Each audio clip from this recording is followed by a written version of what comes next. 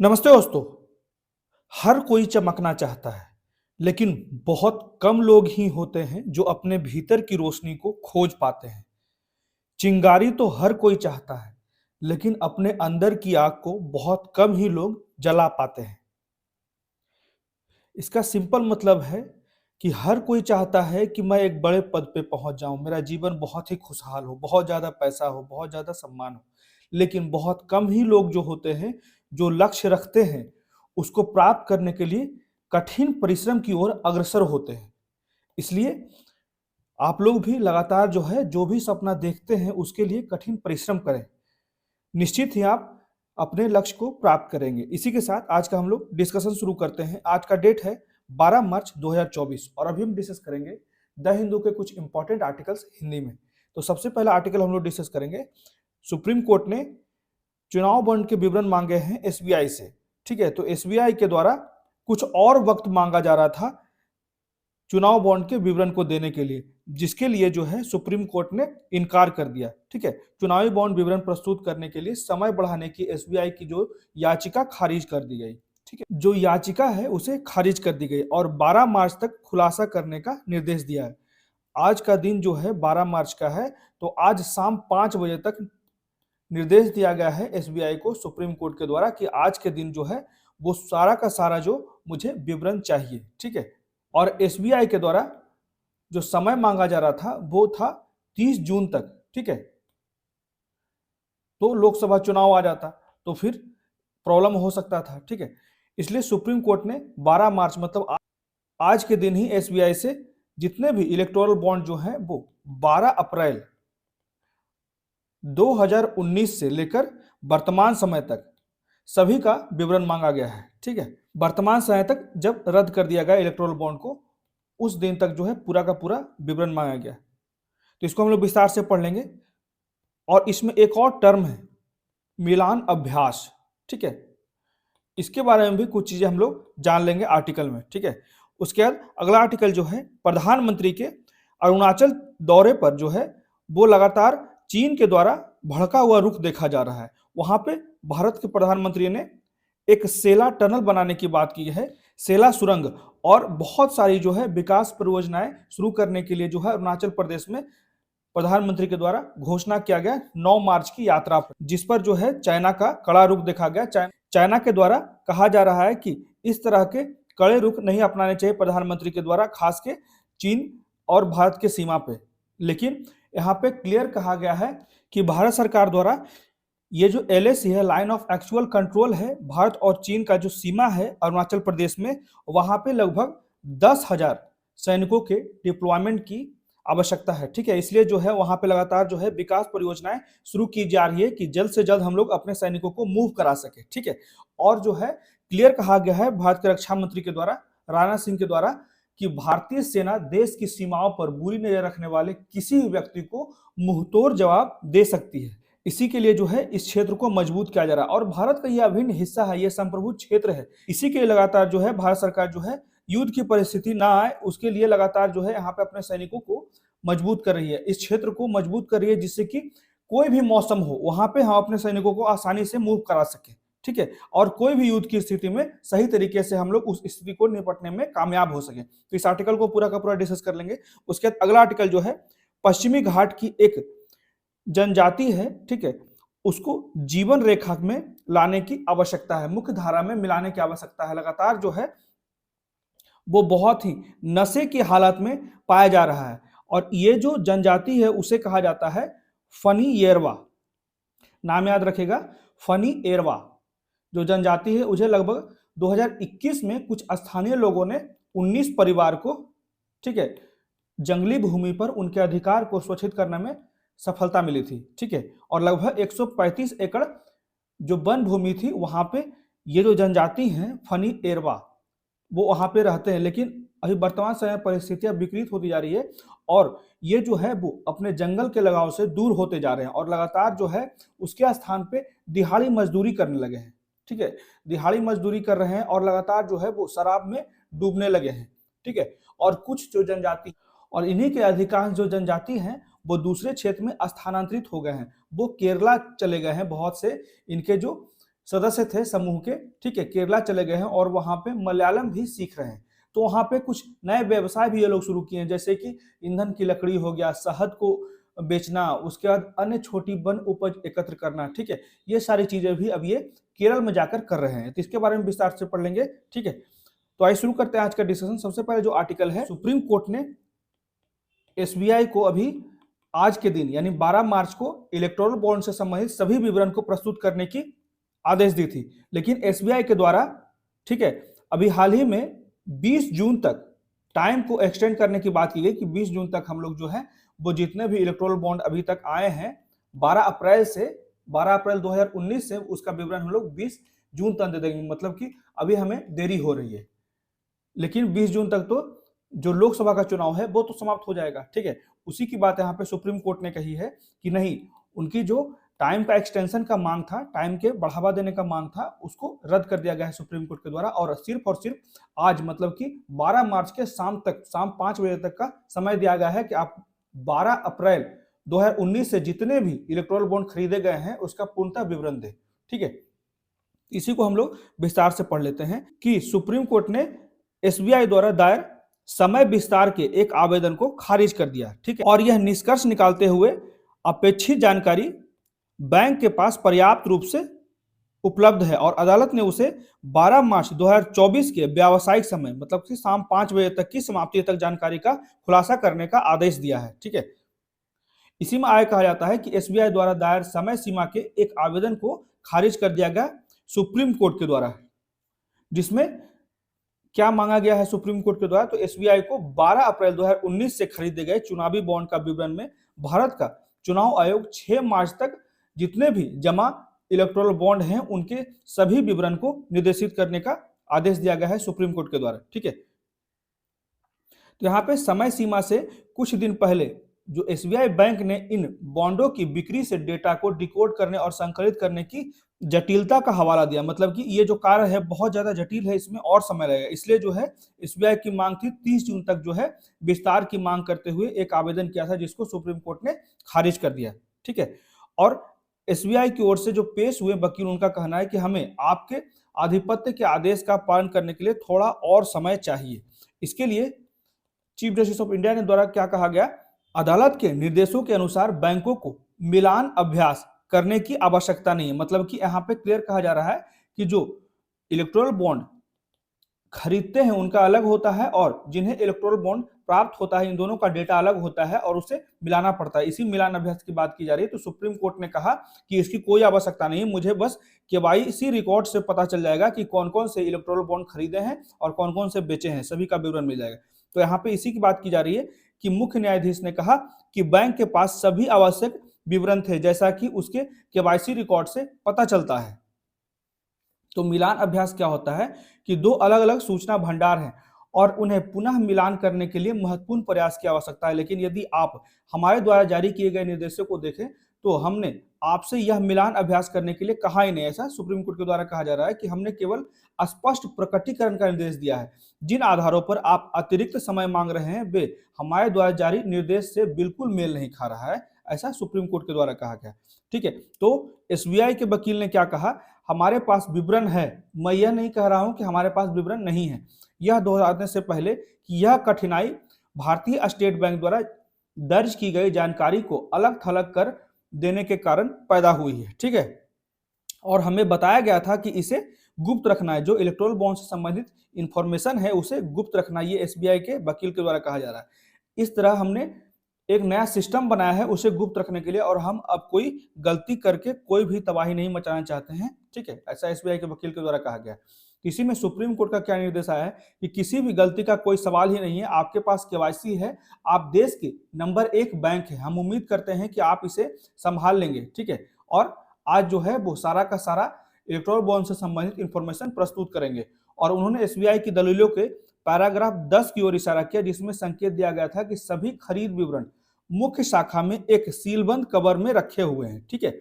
यहाँ पे एसबीआई, यहाँ पे सुप्रीम कोर्ट के द्वारा क्लियर कहा गया है कि आपने जो दलील दिया था एसबीआई ने, वहां क्लियर कहा गया है 10वें पैराग्राफ में कि जितने भी इलेक्टोरल बॉन्ड से संबंधित लोग हैं जो जमा किए हैं उनका एक दस्तावेज ऑलरेडी रखा गया है सीलबंद कवर में। तो यहाँ पे चीफ जस्टिस के द्वारा कहा जा रहा है कि बस सीलबंद लिफाफे को खोलें और नामों का मिलान करें और विवरण प्रस्तुत कर लें।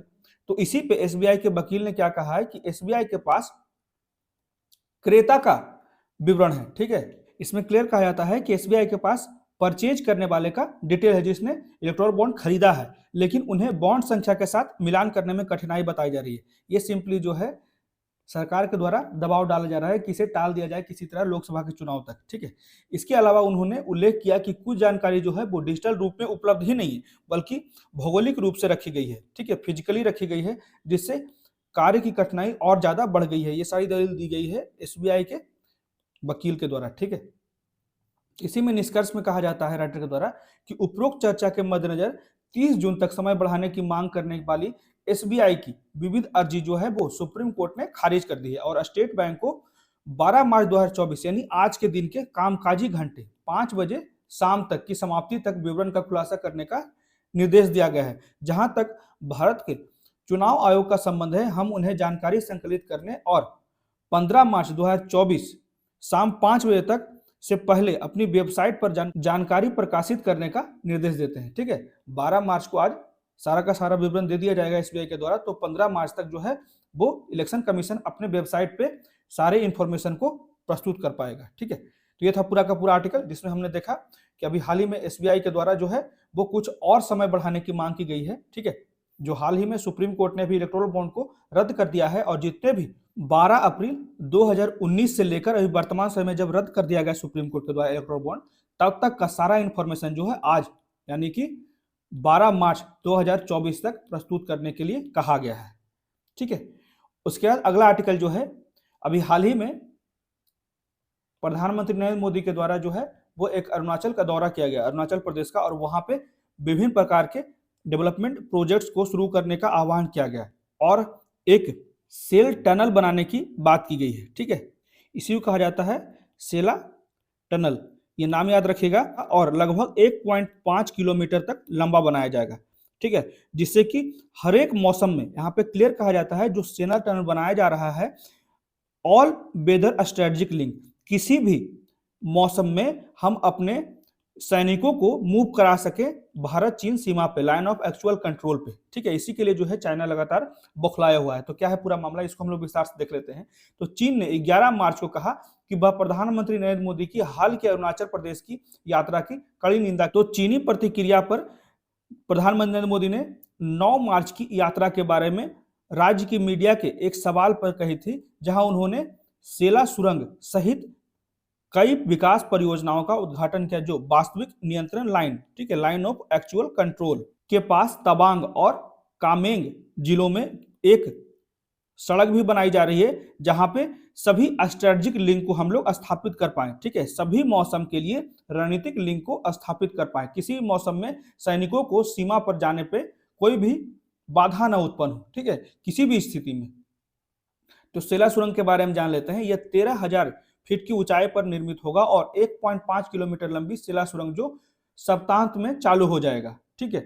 उससे सीमावर्ती गांव में जो भी इंडिया और चाइना के बॉर्डर पे गांव हैं उनका भी विकास में सुनिश्चित होगा और 4 साल से जारी तनाव के बीच चीन के साथ सीमा पर सैनिकों और सैन्य हार्डवेयरों की त्वरित तैनाती की अनुमति मिलेगी, ठीक है। तुरंत जो भी आवश्यकताएं होंगे सीमा पे वो तुरंत पहुंचाने में हम लोग सफल होंगे। उसी से जो है वो चीनी पीपल्स लिबरेशन आर्मी के साथ गतिरोध में भी हमें मदद मिलेगी और हम लोग तुरंत जो है अपने सेना को मूव कर पाएंगे। इसी में कहा जाता है चीनी MFA के प्रवक्ता बोंग वेनविंग ने बहुत ही कड़ा प्रतिक्रिया किया, जिसमें कहा गया है कि चीन में एक ब्रीफिंग में अरुणाचल प्रदेश का जिक्र करते हुए कहा गया कि भारत के प्रासंगिक कदम केवल सीमा प्रश्न को जटिल बनाते हैं और दोनों देशों के बीच सीमा क्षेत्रों में स्थिति को और बाधित करते हैं।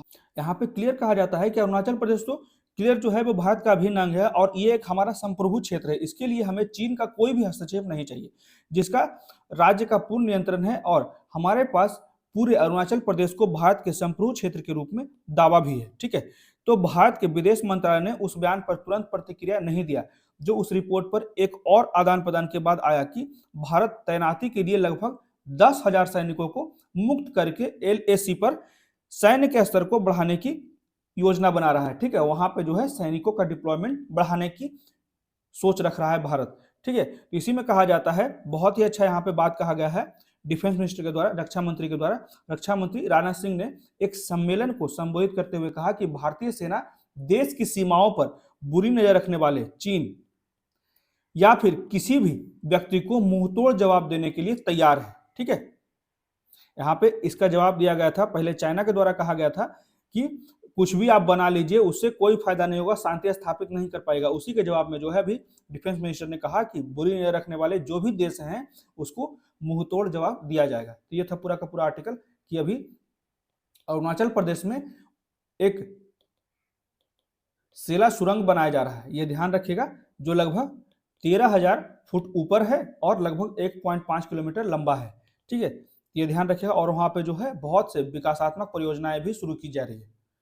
अब बढ़ते हैं अगले आर्टिकल की तरफ। इसमें कहा जाता है अ tribe in the western Ghat in need of a lifeline. ठीक है, एक ट्राइबल हैं जो कि कर्नाटका से संबंधित है, इसको हम लोग विस्तार से देख लेते हैं। इस ट्राइबल का नाम है फानी येरावा, जो कि कर्नाटका के पश्चिमी घाट के हिस्से में है और कोडागू जिले के बिराजपेट तालुका के बेटोली ग्राम पंचायत के अंतर्गत मकुता गांव में स्थित है। और अधिक विशेष रूप से यह गांव जो है वो मकुता अरण्य बलाया के अंतर्गत आता है, जो कि कीर्ति आरक्षित वन के आसपास है। और यह क्षेत्र जो है वो ताला कावेरी, ठीक है, कावेरी के आसपास है, उपसमूह है, जिसे कर्नाटका के 10 विश्व धरोहर स्थलों में से एक के रूप में पहचाना जाता है। और यह घने उष्णकटिबंधीय सदाबहार जंगलों का एक क्षेत्र है जो काफी हद तक अछूता है। ठीक है, वहां डेवलपमेंट कार्य नहीं होते हैं, जंगलों को सुरक्षित रखने का प्रयास किया जाता है।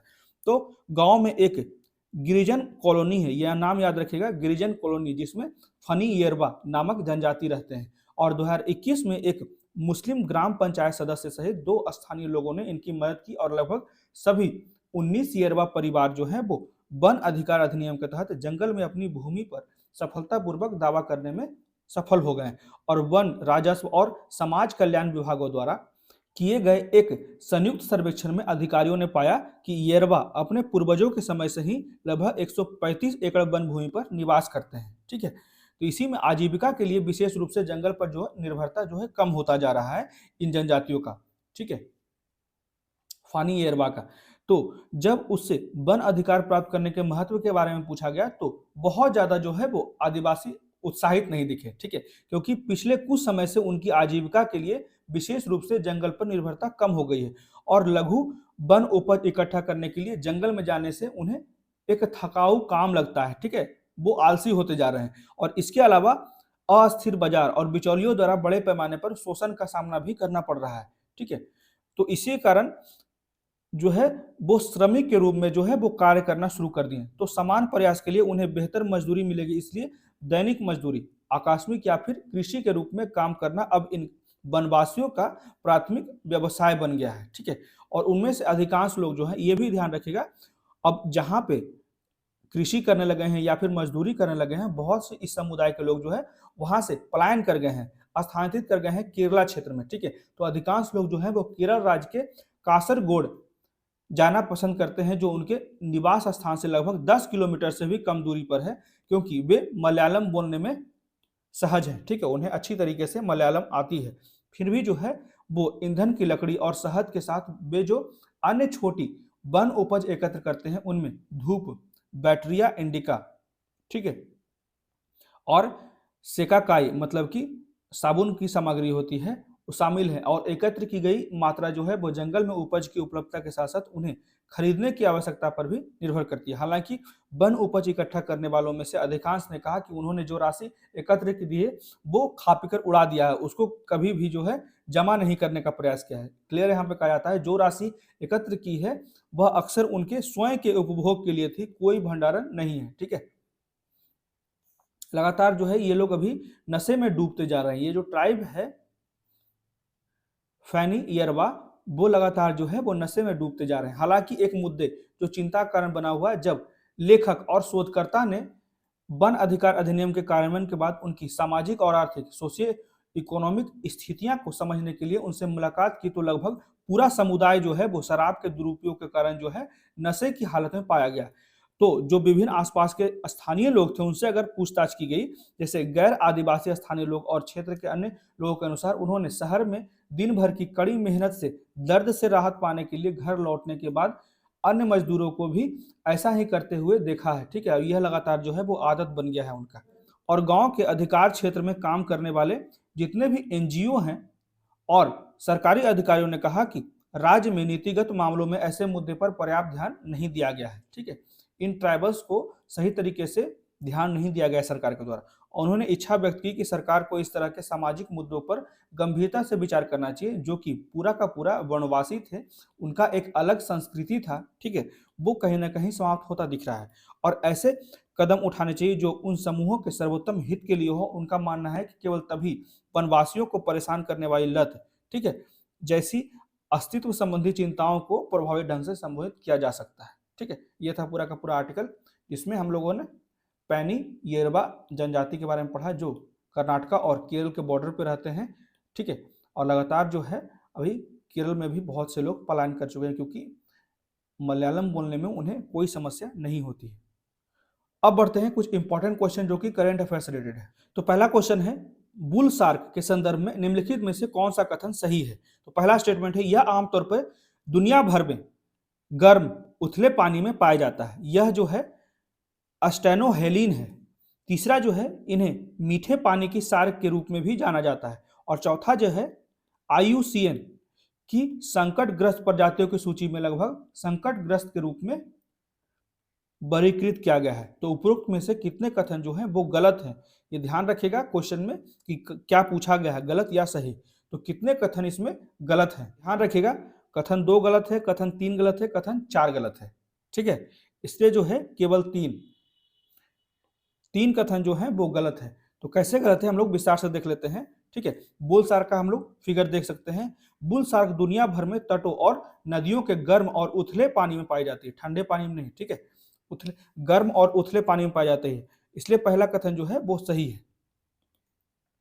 उसके बाद कथन 2 गलत है। वे 20 सेंटीमीटर से ऊपर पानी का तापमान पसंद करते हैं। ठीक है, गर्म पानी में रहना ज्यादा पसंद करते हैं। और समुद्र और मीठे पानी दोनों वातावरण में पाए जाते हैं, मतलब कि वो खारे पानी और मीठे पानी दोनों जगह पाए जाते हैं। ठीक है, इसलिए जो है इन्हें मीठे पानी का शार्क नहीं कहा जाता है। और बुल शार्क यूरीहेलाइन होते हैं। ठीक है, ये याद रखिएगा, अस्टेनोहेलाइन नहीं होते हैं, यूरीहेलाइन होते हैं। ठीक है, और खारे और ताजे पानी दोनों में पनप सकते हैं। कथन 3 क्यों गलत है? तो जबकि बुल शार्क जो है वो मीठे पानी के वातावरण में रह सकती है, उन्हें विशेष रूप से मीठे पानी के शार्क के रूप में नहीं कहा जा सकता। ठीक है, क्योंकि ये दोनों में सर्वाइव कर सकते हैं, खारे पानी में भी और मीठे पानी में। और उनके आक्रामक स्वभाव और गठीले आकार के कारण उन्हें आमतौर पर बुल शार्क कहा जाता है। ठीक है, यह भी ध्यान रखिएगा। और चौथा क्यों गलत है? तो इन्हें IUCN की संकटग्रस्त प्रजाति की सूची में असुरक्षित के रूप में वर्गीकृत किया गया है। ठीक है, असुरक्षित, संकटग्रस्त नहीं, इंडेंजर्ड नहीं। ठीक है, असुरक्षित। अब अगला क्वेश्चन है, यूरोपीय मुक्त व्यापार संघ, ठीक है, इसी कहा जाता है EFTA, मतलब कि यूरोपियन फ्री ट्रेड एसोसिएशन के संबंध में निम्नलिखित कथनों पर विचार करें। तो पहला स्टेटमेंट है, यह 1960 में स्टॉकहोम कन्वेंशन द्वारा स्थापित एक अंतर सरकारी संगठन है। ठीक है, इंटर गवर्नमेंटल संगठन है। दूसरा स्टेटमेंट है, यूरोपीय संघ के सभी देश जो यूरो को अपनी मुद्रा के रूप में स्वीकार करते हैं EFTA के सदस्य हैं। तीसरा स्टेटमेंट है, यूरोपीय संघ के विपरीत EFTA अपने सदस्यों के बीच एक सीमा शुल्क संघ भी है जो निर्बाध सीमा रहित मुफ्त व्यापार करता है।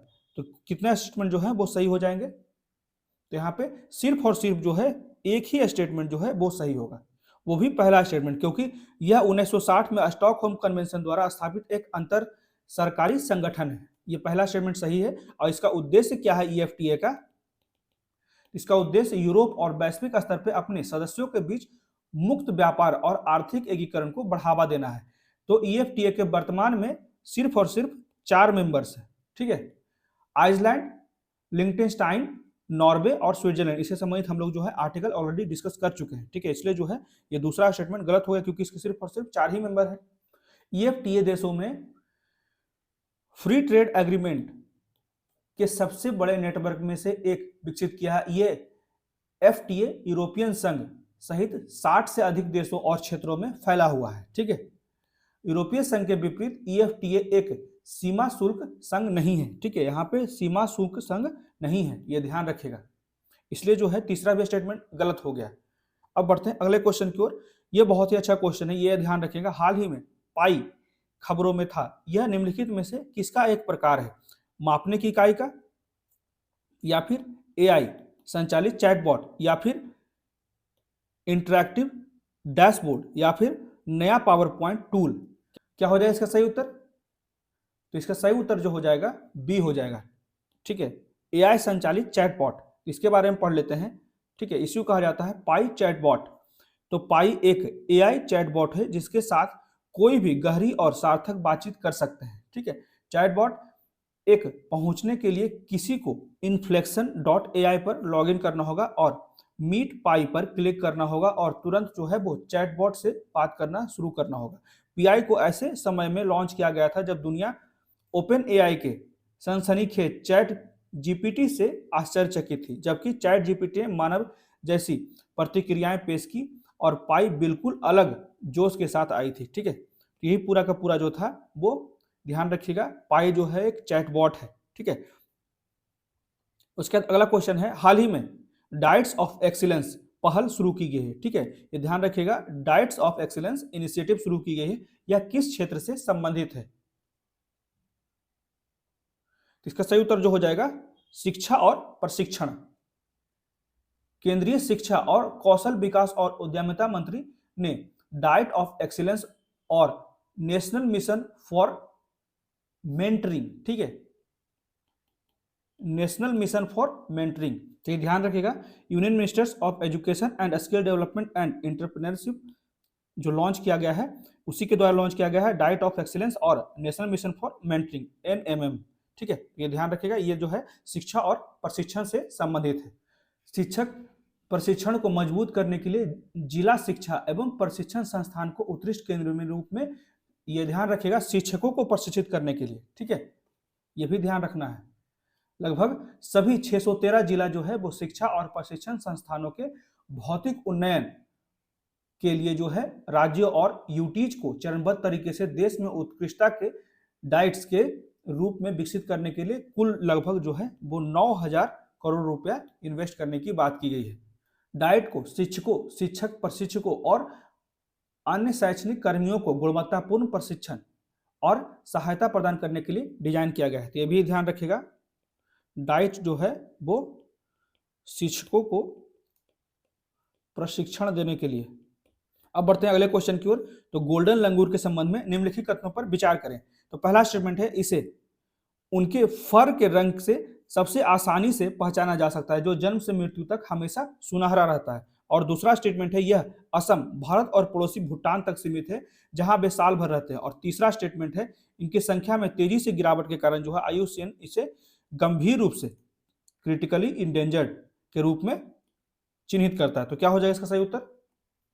इसका सही उत्तर जो हो जाएगा, केवल एक ही कथन जो है वो सही है। ठीक है, तो हम लोग कुछ चीजें जान लेते हैं, जैसे गोल्डन लंगूर के बारे में, इसके फर के रंग से सबसे आसानी से पहचाना जाता है। ठीक है, इसलिए जो है जिसके आधार पर उनका नाम रखा गया है। यह देखा गया है कि उनका फर मौसम के अनुसार बदलता रहता है। ठीक है, उनका फर जो है वो मौसम के अनुसार बदलता है। ठीक है, इसलिए जो है पहला कथन गलत हो गया। उसके बाद शिशुओं का रंग भी वयस्कों से भिन्न होता है क्योंकि वे लगभग शुद्ध सफेद होते हैं। ठीक है, और अगर भौगोलिक सीमा की बात करें जहां पे वे रहते हैं, तो यह असम, भारत और पड़ोसी भूटान तक सीमित है जहां वे साल भर रहते हैं। इसलिए जो है वो दूसरा कथन जो है सही है। और वे जिस क्षेत्र में रहते हैं वह 4 भौगोलिक स्थलों से घिरा क्षेत्र तक ही सीमित है, भूटान की तलहटी, मानस, ठीक है, उसके बाद संकोसी नदी और ब्रह्मपुत्रा नदी, यहीं पे मुख्यतः जो है गोल्डन लंगूर रहते हैं। इनका प्राकृतिक आवास कहाँ है? तो वे नम सदाबहार वन और उष्णकटिबंधीय पर्णपाती जंगलों के साथ साथ असम और भूटान में कुछ नदी क्षेत्रों में भी रहते हैं। ठीक है, वे पेड़ों पर बहुत अधिक निर्भर होते हैं और दक्षिण में उष्णकटिबंधीय जंगलों की ऊपरी छतरी में और उत्तर में अधिक श्रम जंगलों में रहते हैं। ठीक है, रही बात इनके संरक्षण के लिए, तो IUCN जो स्टेटस है उनका वो लुप्त प्राय है। ठीक है, ये ध्यान रखिएगा। उसके बाद अगला क्वेश्चन है, निम्नलिखित कथनों पर विचार करें। पहला स्टेटमेंट है, वेड वाटर बेसिन उत्तरी अमेरिका में येलोस्टोन नेशनल पार्क में स्थित है। दूसरा स्टेटमेंट है वेट वाटर बेसिन को उत्तरी अमेरिका में सबसे निचले बिंदु के रूप में जाना जाता है। और तीसरा स्टेटमेंट है यह डेथ वैली में गर्मियों के दौरान अत्यधिक गर्मी और सर्दियों में ठंडा तापमान रहता है। तो उपरोक्त कथनों में से कौन सा कथन सही है? तो यहाँ पे सही उत्तर जो हो जाएगा, केवल 2 ही कथन जो है वो सही है। ठीक है, तो पहला कथन जो है वो गलत है, क्योंकि वेट वाटर बेसिन जो है वो डेथ वैली नेशनल पार्क में स्थित है। ठीक है, ये गलत है, जो यूएसए के कैलिफोर्निया में है। ठीक है, ये ध्यान रखिएगा, कैलिफोर्निया और नेवादा में स्थित है। और दूसरा स्टेटमेंट क्यों सही है? ठीक है, तो वेट वाटर बेसिन जो है वो उत्तरी अमेरिका में सबसे निचले बिंदु के रूप में जाना जाता है, जिसकी समुद्र तल से ऊंचाई लगभग 282 फीट या फिर 86 मीटर है। इसलिए जो है ये कथन सही हो गया, दूसरा स्टेटमेंट। और तीसरा स्टेटमेंट क्यों सही है? तो डेथ वैली जहां वेट वाटर बेसिन स्थित है, गर्मी के महीने के दौरान सर्वाधिक तापमान होता है। इसके विपरीत डेथ वैली में सर्दियों का तापमान अपेक्षाकृत बहुत ही ज्यादा कम हो जाता है, इसलिए ये भी कथन सही हो जाएगा। ठीक है, तो ये थे आज के द हिंदू के कुछ इंपॉर्टेंट आर्टिकल्स और कुछ महत्वपूर्ण क्वेश्चन जो कि करेंट अफेयर से रिलेटेड थे। कैसा लगा आज का डिस्कशन, प्लीज मुझे कमेंट करके बताएं और मेरे वीडियो को ज्यादा से ज्यादा लाइक करें, शेयर करें और मेरे चैनल को सब्सक्राइब करें। Thank you.